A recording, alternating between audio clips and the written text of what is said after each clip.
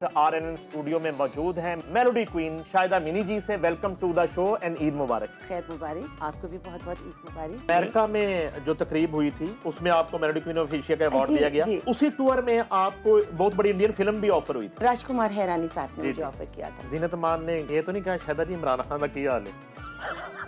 नहीं, उस वक्त उनकी बैटरी वीक हो गई थी जब मैं गई। यश चोपड़ा साहब के बेटे ने मुझे कहा, आप मेरे साथ डांस करना पसंद करेंगी? मैंने क्या जवाब दिया? मैं पाकिस्तान जाकर डांस कर तेनू कर दीना कोई प्यार, हमें ना जमदी डोला वे मैं ना जमदी।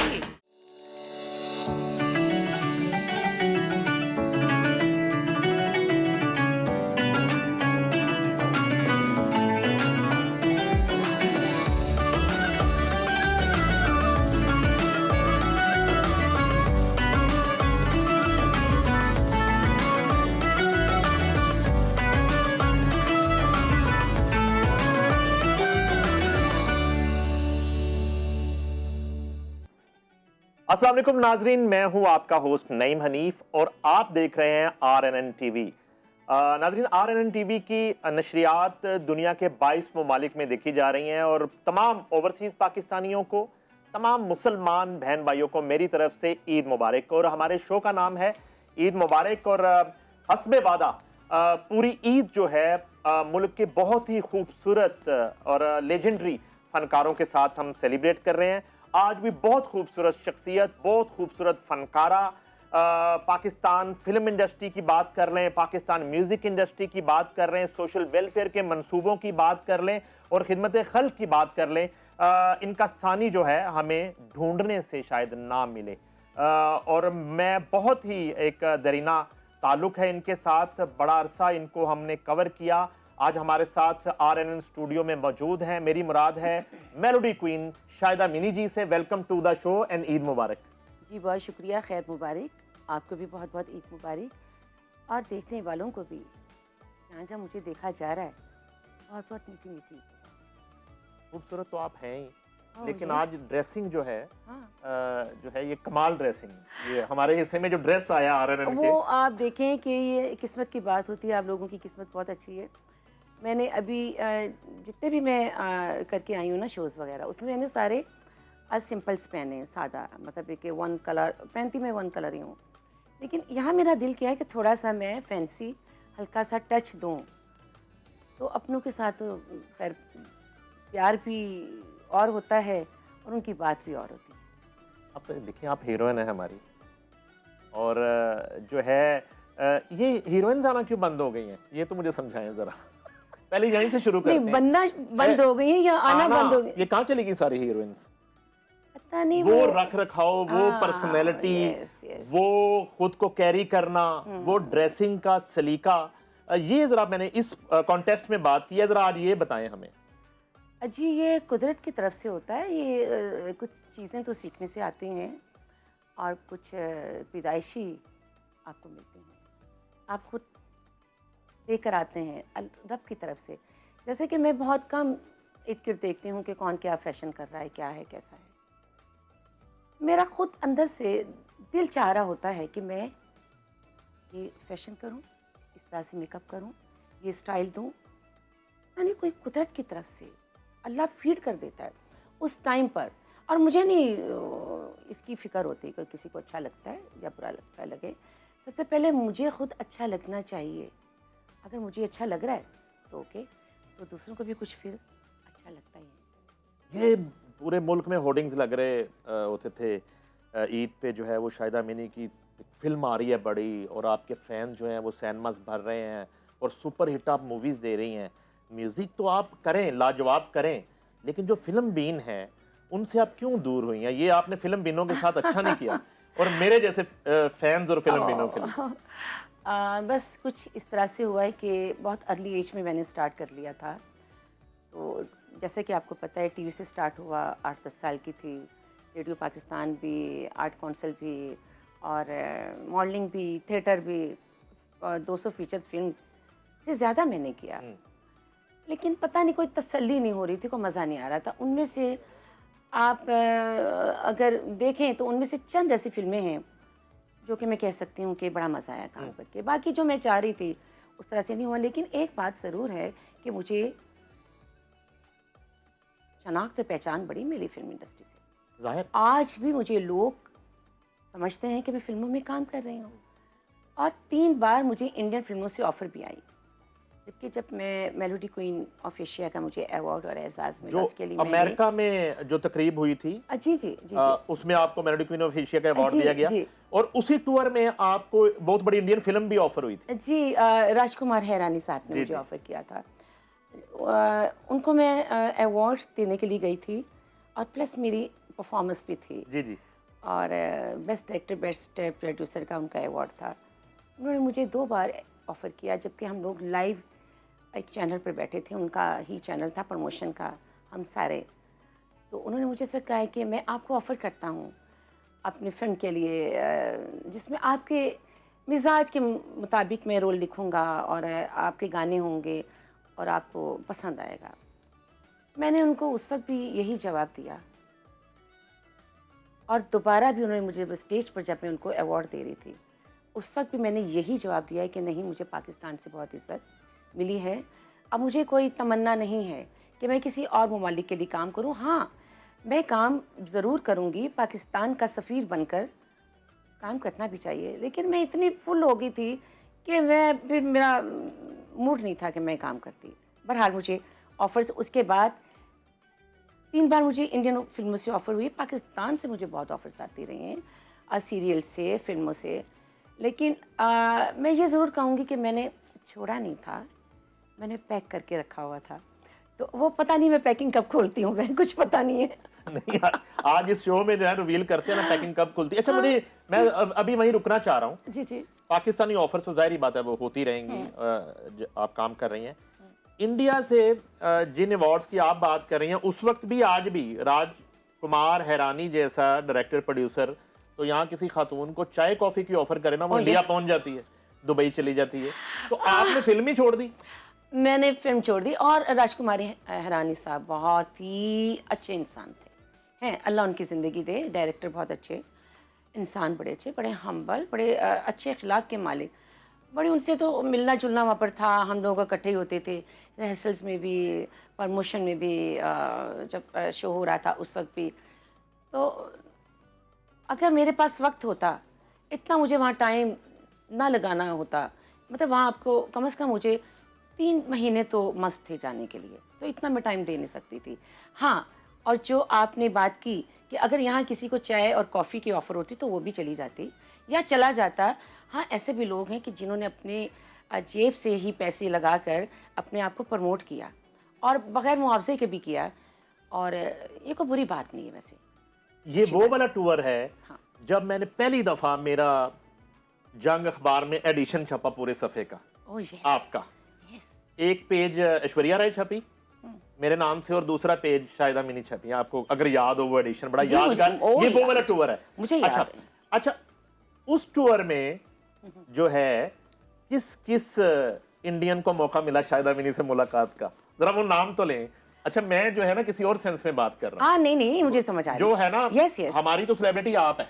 हाँ। असली तो पता किसी ने मन्या नहीं करी। ओह नहीं, हमें ये बताएं कि किस किस से मुलाकात हुई। उसमें जीनत अमान थी, गालिबन हेलन जी थी, वैजंती माला जी और थी, जरा जीनत अमान थी, देवानंद साहब थे, जितेंद्र थे, और मौसमी चटर्जी थी, बपाशा थी, और बहुत सुहा, पता नहीं कौन कौन थे, मुझे तो अब उनके यकीन जानिए नाम भी याद अच्छा, नहीं है। थोड़ा सा इन मुलाकातों में, क्योंकि ये वो मुलाकातें हैं हेलन जी थी, जो फिल्मी स्क्रीन और किरदारों से हटके हैं, और जितनी आप जो है वो बंदा शनास हैं और इंसान शनास हैं, जरा वो बताएं कि नाम लेके कि कौन कौन किस तरह का लगा आपको?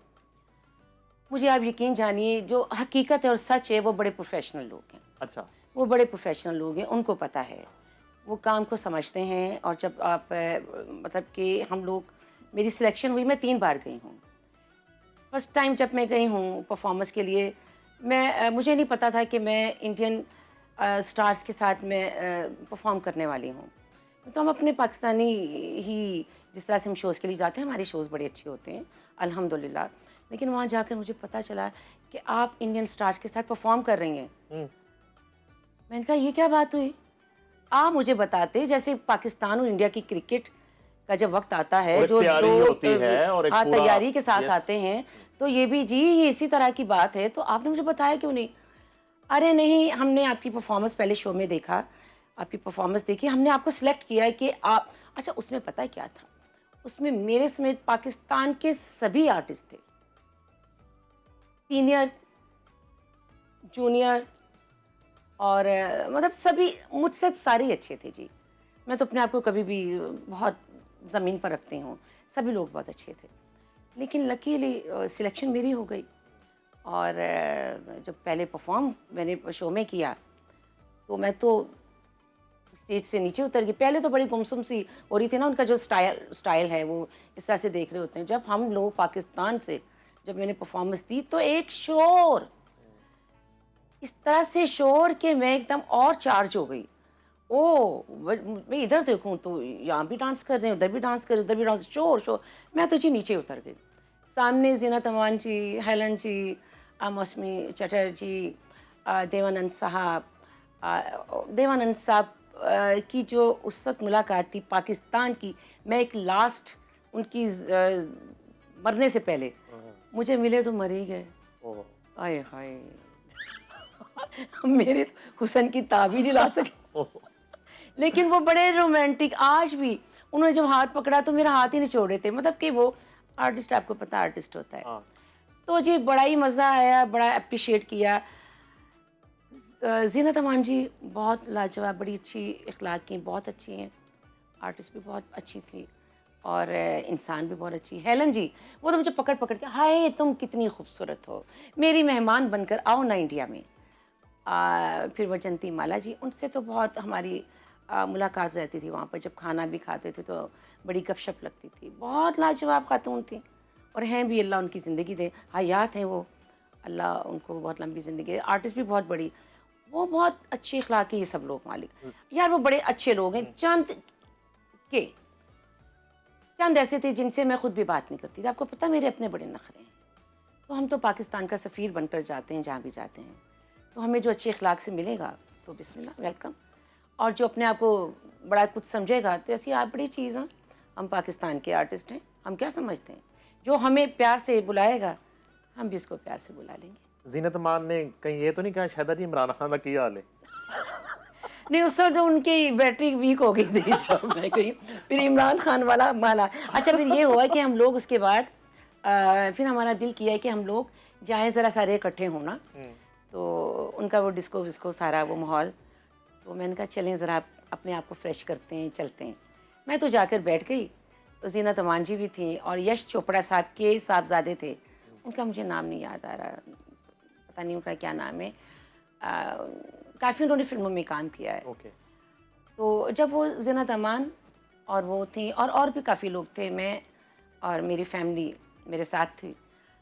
तो ज़ीनत अमान बार बार उन ख़वातीन को देख रही थी, उन लड़कियों को देख रही थी जो बड़ी फिट थी, कि किसी ज़माने में ज़ीनत अमान भी ऐसी हुआ करती थी, बड़ी हसरत बड़ी निगाह से देख रही थी। तो यश चोपड़ा साहब के बेटे ने मुझे कहा, एक्सक्यूज़ मी।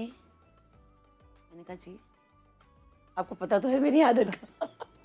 मैंने कहा जी आप मेरे साथ डांस करना पसंद करेंगी? तो मैंने क्या जवाब दिया होगा? आपने कहा होगा कि मैं पाकिस्तान जाकर डांस करूंगी। करांगी जरूर पुत्र, पाकिस्तान जाकर। मैंने कहा, आप मुझे पूछें जी आप मेरे साथ डांस करना पसंद करेंगे? जी आप मेरे साथ डांस करना पसंद करेंगे? जी नहीं। Thank you. Thank you. अच्छा, उसके बाद फिर पता क्या हुआ? मुझे बाद में पता चला कि ये यश चोपड़ा साहब के साहबजादे थे। ओके। आप यकीन जानिए, यश चोपड़ा साहब की मैं फ़ैन हूँ। इतनी सॉफ्ट और रोमांटिक फिल्म और उनकी फिल्म का म्यूज़िक, जब मुझे पता चला वो यार मैं कि यश चोपड़ा साहब के बेटे सन, या मैंने इनके साथ डांस क्यों नहीं किया? मेरे तो बड़े फेवरेट डायरेक्टर के ये बेटे थे। तो बहरहाल बड़े अच्छे लोग हैं यार, अच्छे लोग हैं। देखें, ये हम लोग सब एक हैं। हमारे बहुत सारे ऐसे अजीज़ रिश्तेदार हैं जो शिमला में आज भी हैं। मेरी अम्मी की खाला उनके कज़न्स अभी भी शिमला में रहते हैं, क्योंकि मेरी नानी अम्मा ये अमृतसर से हिजरत करके आए थे, तो वो पाकिस्तान आ गए।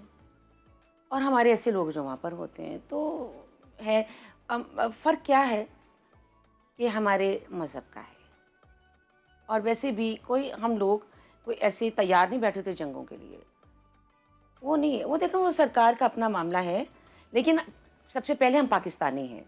जहाँ पर हमें हुक्म मिलेगा, जैसे मिलेगा, हम उसके हिसाब से ही चलेंगे। अच्छा, उधर तो यश चोपड़ा और राजकुमार हिरानी, उधर तो आपने बड़ी हैरानी से इनकार कर दिया, काम नहीं किया। तो इधर जो यश मलिक और बट जौहर, ये ऑफर्स आपको पाकिस्तानी फिल्मों की उसके बाद करते रहे और यहाँ के प्रोजेक्ट्स की, तो अदाकारी से क्या आपने क्यों दूरी की और क्या वजह थी? ये जो जितना टर्नओवर गुजरा है, मैं उसकी बात कर रहा हूँ। नईम साहब, मैं बहुत छोटी थी जब मैं फिल्म इंडस्ट्री में शोबिस में आई हूँ। 8-10 साल की थी, गाने से स्टार्ट हुआ, जैसा कि मैं आपको बता चुकी हूँ। उसके बाद 12 साल की होंगी मैं जब मुझे फिल्मों में ऑफ़र हुई। मैं 13वें साल में लगी थी जब शाहिद साहब की मैं हीरोइन थी, और वो आज भी कहते हैं।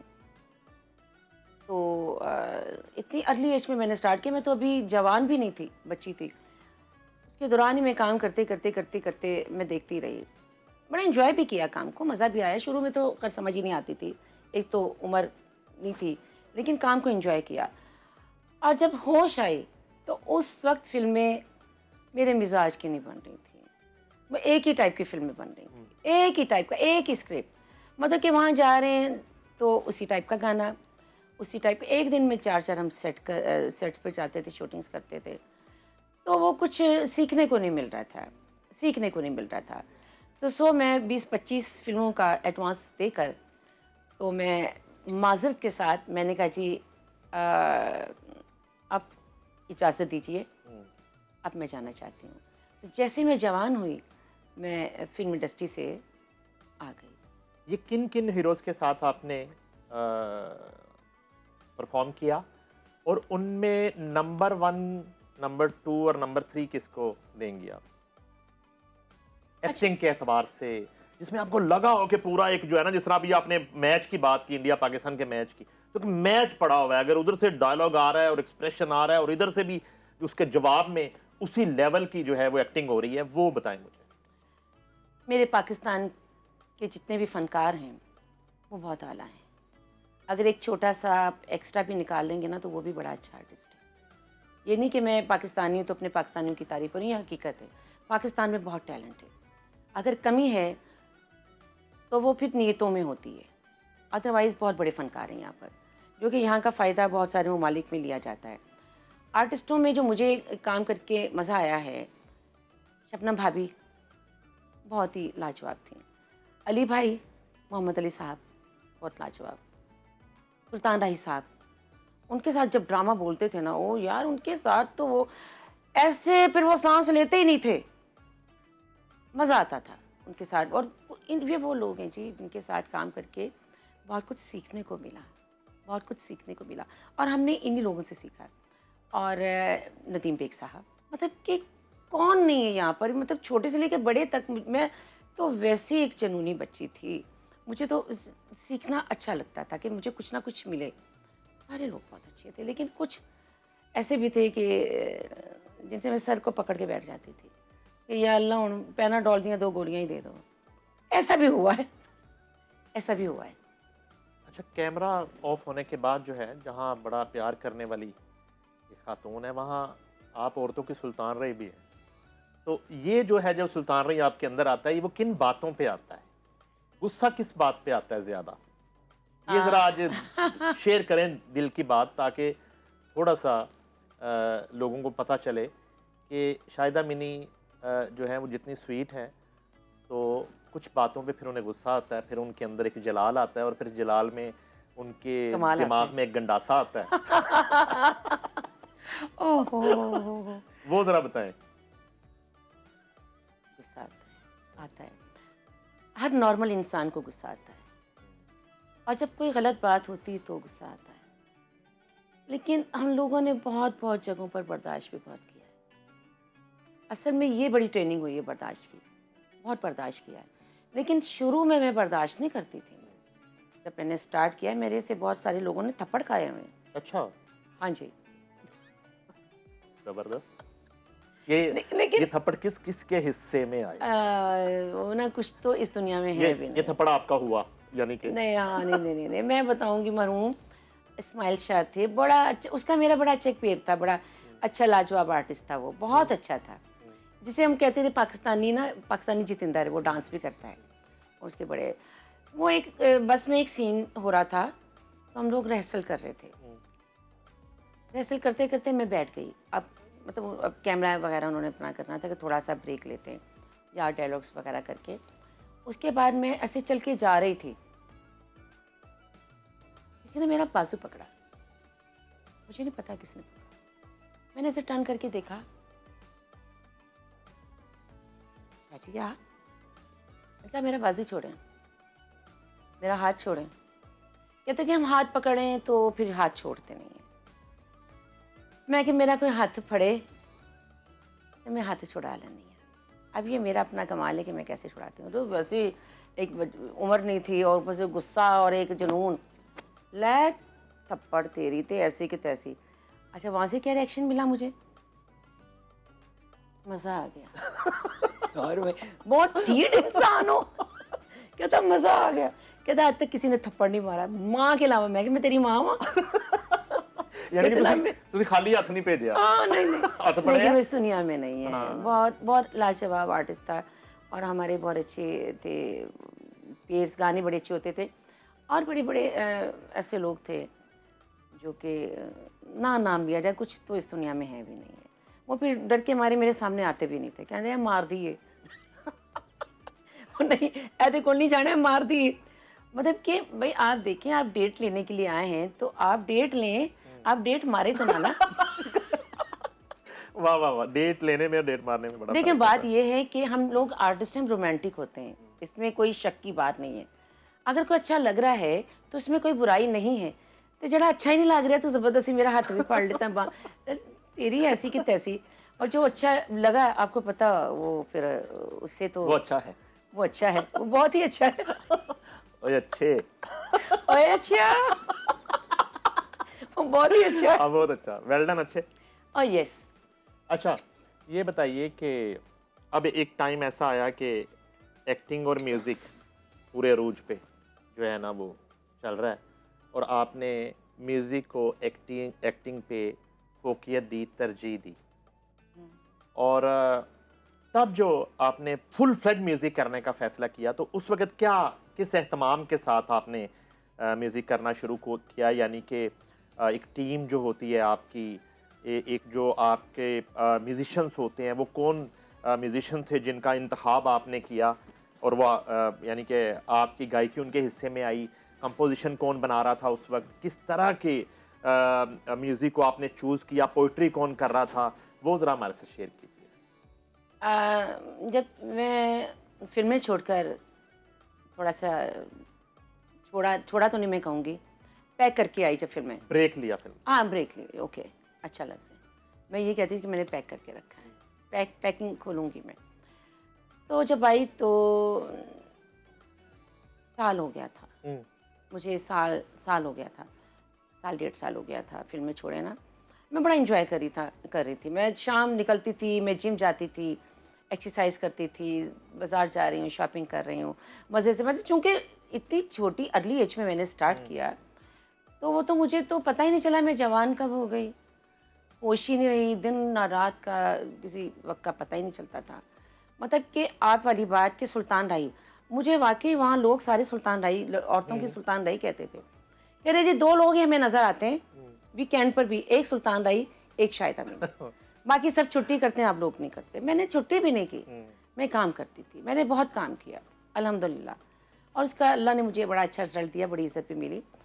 तो जब आई मैं साल 1.5 साल के बाद, ऐसे शुगल में मुझे हमारे बड़े सीनियर प्रोड्यूसर, उनका मुझे फ़ोन आया, जो कि वो लोग हैं कि जो हमें एक अदारे में, टीवी के अदारे में लाने वाले लोग थे और उन्होंने बड़ा सपोर्ट भी किया हमें। ख्वाजा नजमुल हसन साहब, अच्छा। उनकी बड़ी इज़्ज़त करते हैं, बड़े सीनियर, बड़े अच्छे लोग हैं वो। और म्यूज़िक के वाले से बड़ी उनकी कंट्रीब्यूशन जी जी बिल्कुल बिल्कुल, नो डाउट, बहुत बहुत बहुत समझदार हैं वो, खान साहब हैं अपने काम के। तो उनका ना मुझे हमेशा फ़ोन आता था, शायदा क्या तुम्हारा मूड नहीं कि तुम कुछ करना नहीं चाहती? मैंने कहा बस अभी तो फ़िलहाल नहीं है, मैं नहीं करना चाहती। नहीं नहीं नहीं नहीं, आओ ईद शोज़ हैं, बताओ। एक सिंगर्स का है, गानों का है, और एक परफॉर्मेंस का है, तुम क्या करना चाहोगी? नईम साहब, मेरे मुंह से एकदम निकल गया कि मैं गाना गा लेती हूँ। गाना गा लेती हूँ। वो कहते आओ गा लो। कहते आओ शाहिदा, मैं चाहता हूँ कि तुम आओ गाना गाओ। मेरे हिस्से में गाना आया है चांदनी रातें, मैंने वो गाना गाया, और मेरे एक लंबा सा एक गैप था मेरा, लंबा सा प्रैक्टिस का, चूँकि मैं फिल्में कर रही थी, तो सिर्फ मेरी 6 महीने की मेरी तैयारी थी, वो मैं वैसे ही कर रही थी। वो ये नहीं था कि मैंने प्रोग्राम करना है, वो वैसे मैं कर रही अपने शौक से? मैं अपने शौक से, वो आप यस करती यस, रहती? अपने शौक से। तो वो मेरे हिस्से में गाना आया, वो गाना आया तो प्रोग्राम हुआ, मुझे वहाँ जाकर भी नहीं पता चला कि मुकाबला हो रहा है। और जब मुझे वो सिलेक्शन हुई, मेरी रीता खानम साहिबा, गज़ल गायक, बहुत बड़ा नाम, इकबाल बानो बहुत बड़ा नाम, इस दुनिया में नहीं है, रईस खान साहब बहुत बड़ा नाम, मेलोडी क्वीन, एजाज़ दे दिया मुझे, और सबसे ज़्यादा नंबर मुझे दे दिए मलका तरन्नुम नूरजहां जी का, जो मेरी रूहानी उस्ताद भी हैं, मेरी माँ भी हैं। उनका खराज तहसीन उनकी ज़िंदगी में था, और मेरे समेत 11 सिंगर्स थी, और मुझे उसमें सेलेक्ट कर लिया गया, और मुझे मेलोडी क्वीन का एजाज़ मिल गया। ले जी, आज जो है ना RNN TV पे ये कली खुली है। हालांकि शायद उसको उस दिन मेरी PTV तब बीट नहीं होती थी, तो आज इस बात का हमें पता चला कि इनको ये बताया भी नहीं गया कि वो कोई कंपटीशन है। Yes. ये तो एक ट्रिब्यूट टू मलका तरन्नुम नूरजहां जो हैं वो गा रही हैं, और सामने फरीदा खानम जी और उस्ताद रईस खान साहब, ये लोग बैठे हैं, इकबाल बानो और साहिबा, इकबाल बानो साहिबा बैठी हैं, बहुत बड़ा नाम है। और ख्वाजा नजमुल हसन साहब जो है वो प्रोड्यूसर हैं इस शो के। और वहाँ पे मैं जो नाम मेरे ज़हन में आ सके, मुनीज़ा हाशमी साहिबा भी उस फिल्म और वो GMPTV थी उस वक्त, जी जी मुनीज़ा हाशमी। जी जी जी बिल्कुल जी। फैज़ अहमद फैज़ साहब की साहबजादी जो हैं मुनीज़ा हाशमी साहिबा, जी, जी। और बड़ा एहतराम का मेरा भी उनके साथ रिश्ता है, वो उस वक्त की GMPTV थी, और ये लोग मौजूद थे, और शाहिदा मिनी जी ने चांदनी रातें परफॉर्म किया, और उसके अलावा जो नाम मेरे ज़हन में आ सकें कि इस शो में सायरा नसीम ने भी परफॉर्म किया, गालबन फरिया परवेज ने परफॉर्म किया, साइमा जहां ने परफॉर्म किया, हुमैरा अरशद ने परफॉर्म किया, शबनम मजीद ने परफॉर्म किया, साइमा जहां, हुमैरा चान्ना, और समीना इकबाल, नसीबो लाल, और शाजिया मंजूर, जितनी खबर शाजिया मंजूर नहीं। अच्छा, इन तमाम सिंगर्स ने वहां पे परफॉर्म किया, और जब ये शो खत्म होता है तो एक नतीजा, एक रिजल्ट अनाउंस किया जाता है, एक पर्चा निकल के आता है, और वो उस शो का हिस्सा है कि जहां पे रिजल्ट अनाउंस किया जाता है कि ये शो नहीं था, ये एक इनफैक्ट कंपटीशन था, और ये मेलोडी क्वीन कंपटीशन था, जो कि शाहिदा मिनी जी चांदनी रातें गाने से जीत चुकी हैं, और आपको अचानक ये पता चला? जी, मुझे आप यकीन जानिए, हकीकत है, मुझे बिल्कुल पता नहीं था कि ये मुकाबला हो रहा है, और जब वो अनाउंस कर रहे थे तो मुझे तो एक सख्ता सा हो गया था कि ये हो क्या रहा है मेरे साथ। बहरहाल जो भी हुआ, एक बहुत बड़ी जिम्मेदारी मेरे सर पे डाल दी गई, अल्लाह ने इज़्ज़त रखी। तो सबसे पहले मैंने अपनी माँ को फ़ोन किया था, अपनी माँ को बताया कि अम्मी, आपकी दुआओं से आज मुझे बहुत इज़्ज़त मिली, हमेशा आपकी दुआओं से मैं यहाँ तक पहुँची हूँ। बड़ी खुश हुई, बहुत खुश हुई, और बस उसके बाद चलता रहा, एक जिम्मेदारी थी, फिर मैं थोड़ा सा सीरियस हो गई, तो बहुत तवज्जो के साथ में काम करने लग गई। नॉन सीरियस होके अवार्ड जीत ले? हाँ ना, ये तो बता रही हूँ मैं कि मुझे पता ही नहीं था।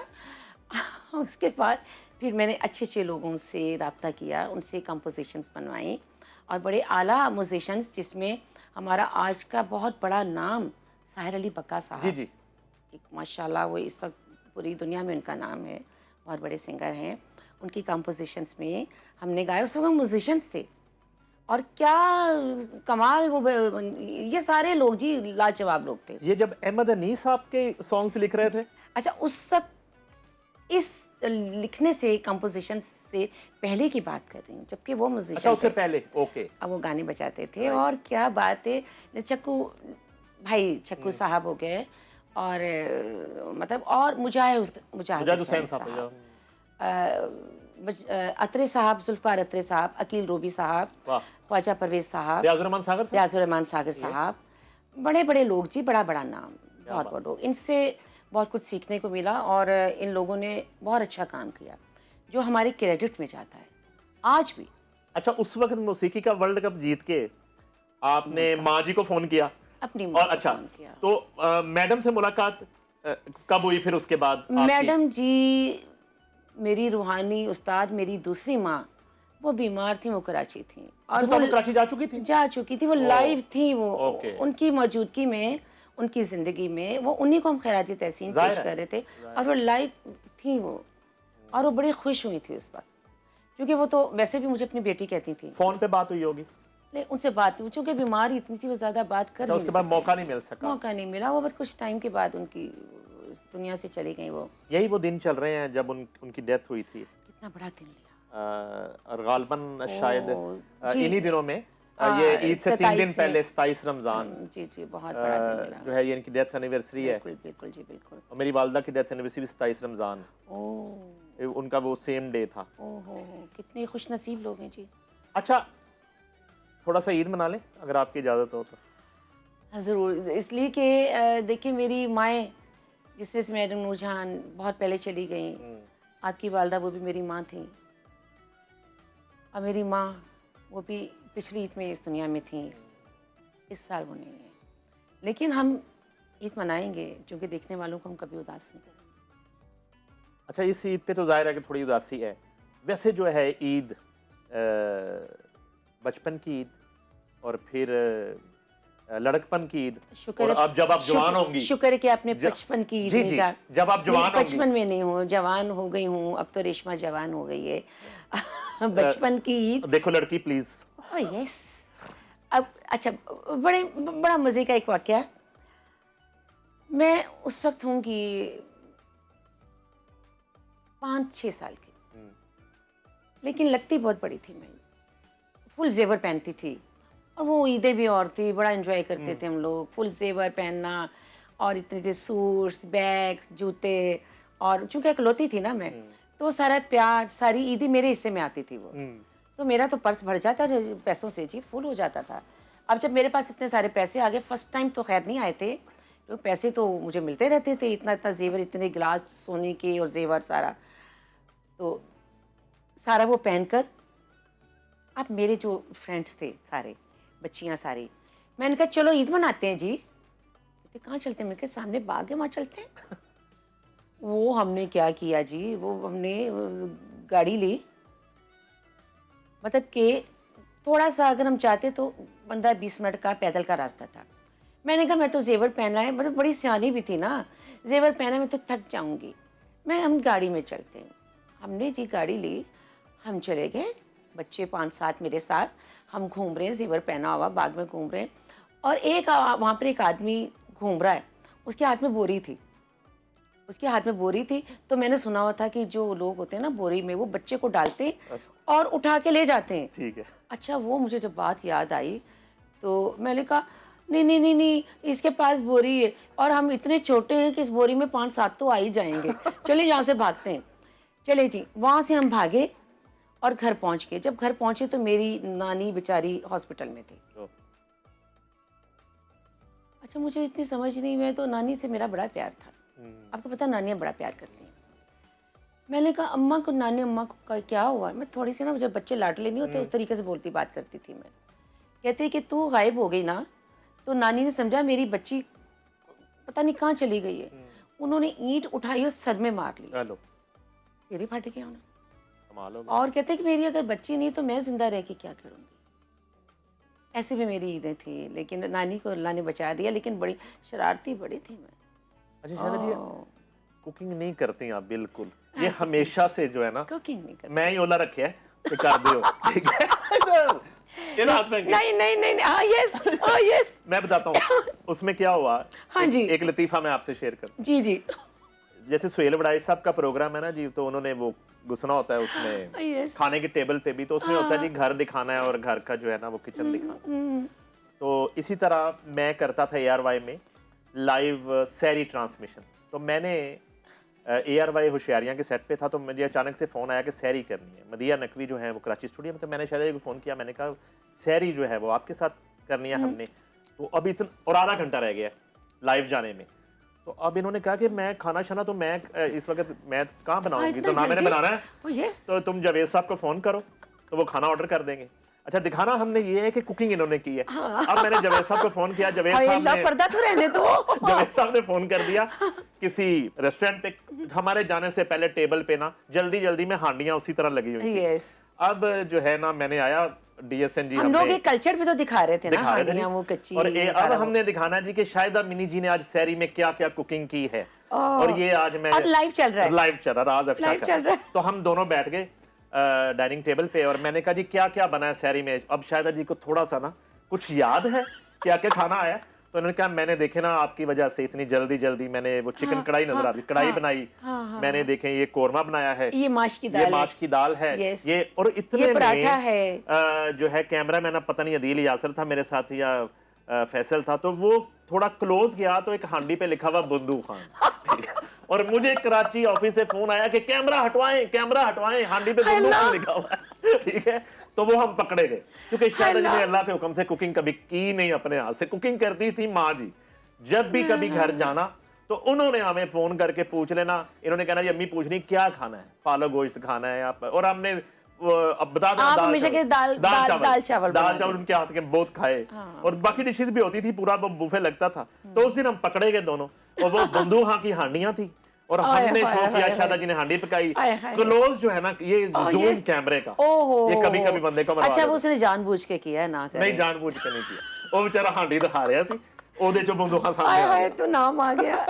अच्छा ऐसा नहीं है कि मैं कुकिंग करती नहीं हूँ, कुकिंग मैं करती हूँ, और जब मैं करने पर आती थी, आपने वैसे मुझे कम से कम साल हो गया है कि मैंने साल से कुकिंग नहीं की, लेकिन मैं बहुत रेगुलर नहीं करती, बहुत जब मूड हो, और सर्दियों में वैसे गल सुनो ना करो कौन सी सर्दियों में, जी ज्यादा सर्दी होती है थोड़ी जी घट सर्दी, मुझे ये बताएं, चले छोड़े आप नाजरीन को ये बताएं कि करेले गोश्त की रेसिपी क्या है, चले रेसिपी बताएं ना हमें, अभी पता चल जाता है कैसे बनाएंगे। करेले गोश्त तो मेरी माँ से अच्छा कोई भी नहीं बनाता था, मेरी अम्मी जैसे और मेरी खाला जैसे कोई करेले गोश्त बना। अच्छा मैं कोई की मुराद है कि मैं अपनी फैमिली की बात कर रही हूँ, आप ना ये ना कहिएगा कि मतलब फैमिली में मेरी माँ करेले गोश्त ओहो एंड लास्ट में मैंने अपनी माँ के जो लास्ट हाथ से खाया वो करेले गोश्त दिखाए थे, और दूसरा कीमा भर के करेले वो मेरी खाला, वो कीमा भर के करेले बनाती थी, धागा वो कहना मैं धागा जी अंदर चला गया तो फिर धागा इंज खिंचा गया सी। देखो ना सारियां डिशां अम्मी खाला जा रही हैं, कुछ अंडे का आमलेट बनाना आता है, कैसे बनता है वो बताएं कैसे बनता है वो आप प्याज, अच्छा जो मैं बनाती हूँ जी बताएं मैं ना करें बताएं सही, तो थोड़ा सा हम क्या कुकिंग का प्रोग्राम कर रहे हैं, बताएं सही, हद हो गई है, लोग जानना चाहते हैं कि एडी बड़ी सेलिब्रिटी हद हो गई है, किचन में कभी जाती होगी, जाती हूँ ना, मैंने आपको किचन में जाते नहीं देखा, चलिए आज बता दें ना। देखिए अच्छा। मैं इस टाइप की आमलेट से आसान कुछ है नहीं, मैं बड़े बड़े मुश्किल खाने हरीसा तक बना लेती हूँ, मैं आपको बताऊँ किस तरह वो आपको मैं खड़ा करके कि अभी आप नईम साहब यहाँ पर खड़े रहें, मैं आप लेकिन आपको वहाँ पे 6, 7, 8 घंटे रुकना पड़ेगा, हरीसा बड़ा टाइम देता है। मैडम थोड़ा बताएं तो सही कैसे बनेगा अच्छा कैसे बनेगा हरीसा? अच्छा ऑमलेट जो मैं बनाती हूँ ना, अच्छा मैं खुद प्याज कभी नहीं काटूंगी, मुझे स्मेल आती है, अच्छा। लेकिन ये सारी चीजें ना काट के बना के रखें, मैं सिर्फ आऊंगी और मैं सिर्फ कुकिंग करूंगी, और मैं ये चीजें मेरी रेडी। आप आई तो सारी चीजें क्या कटी हुई देखती हैं कभी नहीं भी कटा होता था ना, मैं कहती मैं प्याज नहीं कटना मैं, अच्छा क्योंकि वो बड़ी स्मेल आती है, प्याज मस्ट है ऑमलेट में, मुझे प्याज वाला ऑमलेट बड़ा पसंद है। अच्छा उसमें टमाटर मैं बहुत पसंद करती हूँ, उसमें हरी मिर्चें बड़ी पसंद करती हूँ, उसमें मैं ग्रीन धनिया बड़ा पसंद करती हूँ, ये तो मस्ट है। फिर थोड़ा सा हंसपे आपका जो भी मिजाज हो, जो आप चाह रहे हो उतना नमक, कुछ लोग नमक ज़्यादा खाते हैं, कुछ कम खाते हैं, मैं ज़रा नॉर्मल नमक खाती हूँ, थोड़ा सा ऊपर भी हो जाए ना नमक। ये किस में डाल रही हैं सारी चीज़ें वो तो बताएं ये मैं ऑमलेट की बात कर रही हूँ, ये मैं ऑमलेट की बात कर रही हूँ। कैसे?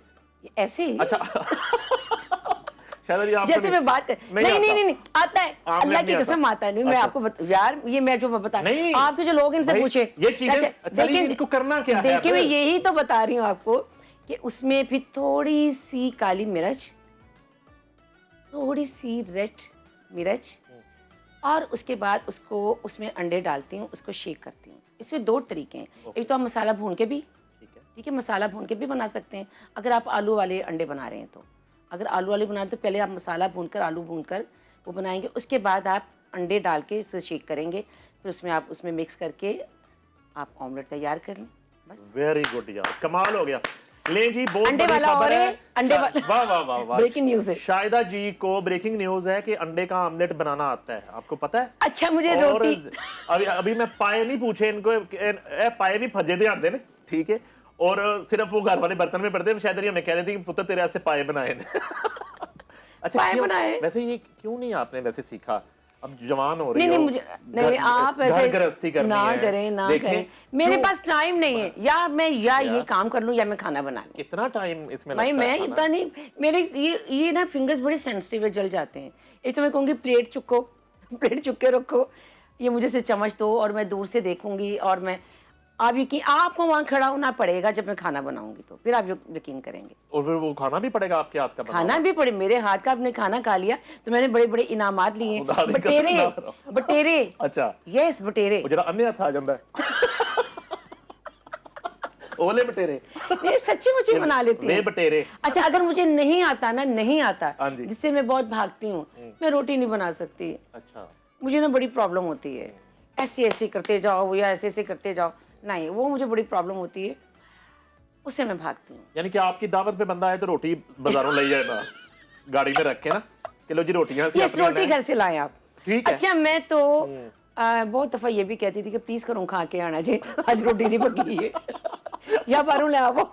अच्छा, हमारे साथ तो वैसे ऐसे कभी नहीं, नहीं आप आपके साथ तो नहीं, वो आपके तो साथ हमारे साथ तो हमेशा बूफे लगा हुआ मिला है। yes, yes, yes, yes। और चाहे वो और मैंने वो बूंदू खां वाली बात जो है ना मेरे दिल में थी, मैं कहा कि yes। मैं जरूर करूंगी। नहीं नहीं वो बड़ी मजे की बात है, उस वक्त भी हम लोग बड़ा हंसे थे, बड़ा एंजॉय किया था और बड़ी बड़ी फनी बात थी उस वक्त, और बड़ा मजा आया था उस वक्त उस बात का। कुछ चीजें बड़ी अच्छी होती है जो याद रहती हैं। मोहम्मद अली साहब नहीं कभी फरमाइश करते कि मामा? नहीं वो तो कहता मामा खुदा के लिए रोटी ना बनाना। वो तो हाथ बांध देते जब छोटे होते थे ना कि खुदा का वास्ता आपने रोटी नहीं बनानी, कहता आपसे अच्छी रोटी तो मैं ही बना लेता हूँ। मेरी रोटी इधर उधर जा रही है, बड़ा एक डिज़ाइन होता है रोटी का, रोटी नहीं बना सकती, बड़ा मुश्किल है रोटी बनाना। ईदी लेना अच्छा लगता था, ईदी देना ज्यादा अच्छा लगता है? हाँ एक ज़माना था ईदी लेना बहुत अच्छा लगता था, और अब भी अच्छा लगेगा अगर मेरे अब हिसाब से मुझे ईदी मिले तो। एक होती है ना, पहले तो हमें वो थोड़े पैसों में भी गुजारा हो जाता था, कोई 1000 2000 में 5000 में। मैं तो सवाली बची ही नहीं ना सा, मैं तो मेरी तो ईद की शॉपिंग ही बड़ी सॉलिड होती थी, इतना इतना जेवर बनता था मेरा, और हर ईद पर कुछ ना कुछ नया जेवर बनता था मेरा। सोने के गिलास बन रहे हैं, सोने के जेवर बन रहे हैं, सोने के पर्स बन रहे हैं, अकलौती बच्ची दुल्हन थी। टाइप ईदी होती थी। हाँ जी बहुत मेरी मज़े की ईदी होती थी, Great. अकलौती औलाद के बड़े मज़े होते हैं। और अब ईदी देना अच्छा लगता है, लेकिन अब ईदी वो लेना अच्छा लगता है जो अब मेरे मिजाज के हिसाब से हो। थोड़ी सी ईदी से तो बात ही नहीं बनती। ईद जो है अब बहुत अच्छा पैकेज हो तो फिर तो आपको लेना अच्छा लगता है। यस जवेद साहब से मुज़ाकरात भी होते हैं ईद पे कभी कि जवेद? अब वो बड़ी पुरानी ईद हो गई है। नई ईद की बात करें, अब तो थोड़ी झिझक होती ईद मांगते हुए भी, क्योंकि अब उस ईद से कुछ बढ़ता नहीं है ना। अब मुझे अब यकीन जानिए कि उनसे कहना भी अच्छा नहीं लगता मुझे, लेकिन मेरे लिए यही ईद है कि अल्लाह उनको सलामत रखे। आमीन आमीन। बड़े खूबसूरत इंसान है। बिल्कुल नो डाउट, बिल्कुल। अच्छा, नया क्या अब करने जा रही हैं? कोई शेयर करना चाहेंगी अपने नाजरीन के साथ ईद के मौके पे, ख़ास तौर पे म्यूज़िक प्रोजेक्ट के हवाले से? म्यूज़िक की बहुत सारी चीज़ें हैं, बहुत बड़ा अच्छा म्यूज़िक इंशाल्लाह सरप्राइज़ है, और इंशाल्लाह जल्दी देंगे। एक चीज़ हम मिस कर गए पहले वाली गुफ्तगू में, लेकिन शो में तो मिस नहीं करेंगे। क्या? आपको ऑफर हुई कि एक आप होस्टिंग करें। अच्छा, वो तो पहले भी आपको ऑफर्स हो रही थी काफ़ी, लेकिन फिर जब बतौर होस्ट एक शो बना, तो वो शो का नाम था शायदा मिनी शो। जरा वो हमारे साथ शेयर करें, वो एक्सपीरियंस कैसा रहा, आपका होस्टिंग का एक्सपीरियंस कैसा रहा। और समय में शायदा मिनी शो चल रहा है नहीं, और नहीं, आपके सामने बहुत बिजी गेस्ट है। अभी देखें, तो मैंने आपके लिए शायदा टाइम मिनी निकाला है। शायदा मिनी शो बिल्कुल नहीं चल रहा है, नईम साहब शो चल रहा है। नहीं, नहीं, और उस समय मुझे शायदा मिनी शो में आपने बहुत सपोर्ट किया था। नहीं सपोर्ट नहीं, हमारे आपने लिए तो मुझे बहुत सपोर्ट किया ये था। प्राउड मोमेंट था आपका कि हम मेरे- हिस्सा थे शो के। मेरे शो की कामयाबी में आपका बहुत हाथ था। रुखसाना नूर साहिबा स्क्रिप्ट लिख रही थी उस शो का। Oh, yes. और सबसे मजेदार बात और ये आपने थी, भी बहुत हमें नहीं। आईटीएस दिए, ढेरों आईटीएस दिए आपने बिल्कुल। मुझे। अच्छा, मुझे ज्यादा मजा पता क्या है, जो आपका वो आइडिया था कि आपने कहा कि शो तो बड़े होते रहे, थोड़ा हटके ये है कि हम इस शो में नया टैलेंट जो है मुतारफ करवाते हैं। और Oh, कितने yes. नए आर्टिस्ट जो Oh, आपने yes. मुतारफ करवाए, मैं अभी नाम लेना शुरू करूं तो वो किन किन उसके बाद शोज का वो हिस्सा बने और कहां कहां वो आर्टिस्ट पहुंचे जो बड़ी आपके खुशी- शो में। बहुत खुशी होती है मुझे, बहुत खुशी पप्पू हुई है। सम्राट कोरियोग्राफर थे, याद है, yes. रिहर्सल्स करते थे।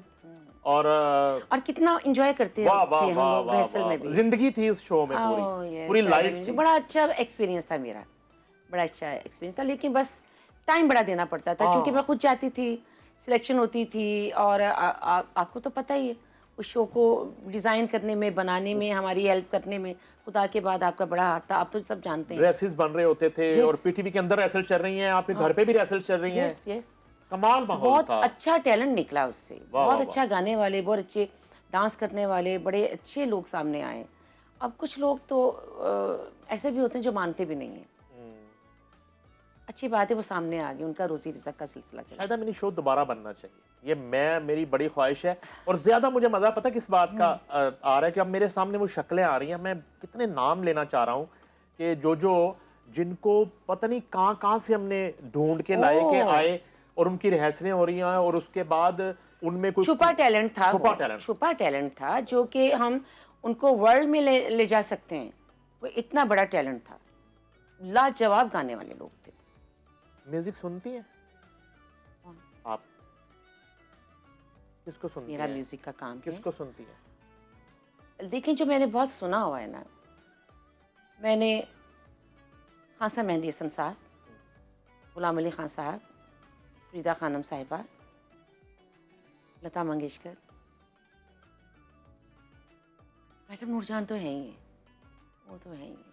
और इसके अलावा बहुत सारे हमारे वो लोग जो बहुत लाजवाब लोग हैं। अगर मैं नाम लेना शुरू कर दूँ तो वो तो फिर एक तवील लिस्ट है ना, तो ख़त्म नहीं होता। तो फिर एक वक्त होता है कि उस वक्त जिनको मैं सुन रही हूँ उस वक्त उन्हीं को सुनने का मूड है, मैं सिर्फ फिर उन्हीं को ही सुनूंगी। अगर लता मंगेशकर को सुन रही हूँ तो फिर उन्हीं को सुनूंगी। और खान साहब मेहंदी हसन साहब हैं, मैडम नूरजहान हैं, गुलाम अली खान साहब हैं, ये जो बड़े लोग हैं सुनती हूँ, फरीदा खानम साहिबा हैं। लेकिन इसके लिए बड़ा वक्त चाहिए होता है म्यूज़िक सुनने के लिए। एक ज़माना था मैं गाड़ी में बड़ा म्यूज़िक सुनती थी, अब मैं गाड़ी में म्यूज़िक लगाती ही नहीं हूँ। ये वो काम है जो आपकी थेरेपी करता है। अच्छा म्यूज़िक आपकी थेरेपी करता है। तो रास्ते में इतने काम होते हैं कि रिकॉर्डिंग्स पर आना है, हाँ जी कितने पहुँचना है, कितने आना है की, तो थेरेपी तो रह जाती है जी। तो ये बड़ा फिर वो माहौल बना हो, सॉफ्ट लाइट हो, सॉफ्ट म्यूज़िक हो, तो फिर आप बड़ा रिलैक्स करते हैं। छोटा सा रैपिड फायर आपके साथ खेल रहा, अभी बनाया मैंने जेन में। अरे और उसके बाद अल्लाह जो है खैर करे, फिर मैम बड़ा खूबसूरत म्यूजिक भी करेंगे। एक नाम का आपने इंतखाब करना है फौरी तौर पे जो कंपैरेटिवली आपको बेहतर लग रहा हो। कंपैरेटिवली कुछ नहीं होता, ये बड़ी मुश्किल बात होती है कसम से। तो समझो करेले आमलेट बनने लगा। ओह करेले आमलेट, वही बनना है। करेले और आमलेट इकट्ठा, यस। अल्लाह माफ अच्छा, करे, ये कौन सी डिश है? ये जो है ना, शाहरुख खान या सलमान खान? देखें दोनों ही बड़े नाम हैं। आपने देखें, एक तो वो हमारे पाकिस्तान से नहीं है लेकिन एक वर्ल्ड में पहचाने जाते हैं आर्टिस्ट हैं वो, उनका पूरी दुनिया में नाम है। सलमान खान का अपना स्टाइल है, शाहरुख खान का अपना है, और दोनों ही अच्छे आर्टिस्ट हैं अपने स्टाइल में, दोनों के अपने अपने स्टाइल में, दोनों अच्छे हैं। लेकिन शाहरुख खान में एक बहुत अच्छी खूबी है, उसको बच्चे भी देखकर खुश होते हैं। और जो सलमान खान साहब हैं वो तो एक जब आते हैं पाई नज़र आते हैं ना, वो तो दोनों यार बहुत अच्छे हैं। मायरा खान, मैं विषयात, दोनों अच्छे हैं। आप इलेक्शन क्यों नहीं लड़ती हैं, पाकिस्तान के वजीर आजम बन जाए, ये पॉलिटिकल नहीं नहीं स्टेटमेंट जो दोनों आपके नहीं पता है बात, ये सियासत की बात नहीं, बात ये है कि मायरा का अपना स्टाइल है, महविश का अपना स्टाइल है, और दोनों अपने स्टाइल में बहुत अच्छी हैं, लाजवाब हैं। मेरे तो पाकिस्तान का एक्स्ट्रा भी हो तो वो भी बहुत अच्छा है। रैपिड फायर कैंसिल, हाँ जी कैंसिल करो जी। यहाँ से कुछ जो है ना कुछ मिलने वाला नहीं मिलने वाला नहीं है। अच्छा जी, ईद के मौके पे क्योंकि बुराई प्रोग्राम नहीं हो रहा हाँ, बुराई है, प्रोग्राम ये नहीं हो रहा। ईद का प्रोग्राम ईद का है और प्रोग्राम हमारे अपने हैं और जो अच्छे हैं। रैपिड फायर कैंसिल, यस कुछ और प्लान कर लो। और करेले आमलेट यार ये पहली दफा डिश का नाम सुना है, वाह देखिए जो जबरदस्त। आसानी से आप बना सकती हैं, मैं तो वही अच्छा कहना आसानी से ही क्या है, मुश्किल से भी करेले और ऑमलेट कटा तो कोई भी नहीं बना सकता। अच्छा शाहिदा जी, दुनिया भर में आपके देखने वालों को, पाकिस्तानी फैंस को एक पैगाम आपने देना है, और उससे पहले जो है शोहदा जो है हमारे पाक फौज के, जो हमारी सरहदों के मुहाफिज हैं, जिनकी वजह से आज हम एक पुरफिजा माहौल में, पुरअमन माहौल में हम अल्हम्दुलिल्लाह। ईद का शो भी कर रहे हैं अल्हम्दुलिल्लाह। और ईद भी मना रहे हैं, और पूरे पाकिस्तान की आवाम जो हैं एक सिक्योर जिंदगियां गुजार रहे हैं, उनके लिए कुछ करें। मेरा जी सलूट है, सलाम है पाक फ़ौज को, मैं हमेशा पाक फ़ौज के साथ थी हूँ।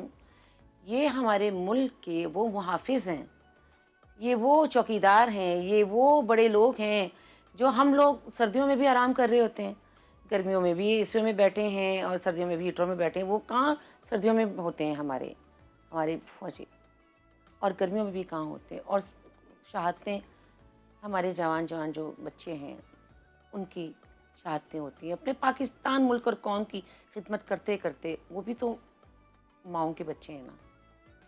लेकिन सलाम है जी, सलूट है अल्लाह। मैं तो आप यकीन जानिए मेरी हर दुआ में सबसे पहले मेरी अपनी पाक फ़ौज के लिए, अपने मुल्क के हर उस मुहाफिज के लिए दुआ होती है जो पाकिस्तान की हर जगह हिफाजत कर रहे होते हैं, पहरे दे रहे होते हैं, और जो ऊपर हमारे उनके सुपरवाइजिंग कर रहे होते हैं, जो बड़े हैं, उनके लिए सबसे पहले दुआ होती है, क्योंकि वो उनके ऑर्डर्स होते हैं ना। ज़ाहिर है। अल्लाह जी सलामत रखे हमारे पाक फ़ौज को, हमारे मुहाफ़िज़ों को। खुदा के बाद मैं कहती हूँ कि इनकी वजह से हम खुदा की कसम सुकून से ज़िंदगी गुजारते हैं, और अल्लाह इनको सलामत रखे। आप उन मुल्कों को देखें जहाँ पर फ़ौज नहीं है, उनकी क्या हालत होती है। हमारे तो माशाल्लाह हमें फ़ख्र है, अल्लाह इनको सलामत रखे, अल्लाह नज़र बद से महफूज रखे। माशाल्लाह माशाल्लाह। ईद मुबारक में यकीनन आपकी ईद हो गई होगी। जितना खूबसूरत आज म्यूज़िक हुआ हमारे शो में, और चार चांद लगा दिए शाहिदा जी ने शो में आके, और इतनी खूबसूरत गुफ्तगू हुई, और आज के दिन उन्होंने खराज अकीदत भी पेश किया सरहदों के मुहाफ़िज़ों को, शोदा को, और उनके जो लवाकीन हैं उन फैमिलियों के साथ इज़हार यकजहती भी किया। ये मज़े की ईद का सिलसिला जो है वो शाहिदा जी के साथ जारी है, और मैं जो है वो ज़्यादा वक्त हायल नहीं होना चाहता। Thank you very much Shahida ji, आप हमारे शो में तशरीफ़ लाईं, और हमें हमेशा आपकी ये परफॉर्मेंस, आपकी ये आमद याद रहेगी। मेरी तरफ से, तमाम देखने वालों की तरफ से आपको बहुत बहुत ईद मुबारक। और नाजरीन खुशियाँ मनाइए और प्यार और मोहब्बत बांटते रहिए। मुझे दीजिए इजाज़त। ईद मुबारक। अल्लाह हाफिज़।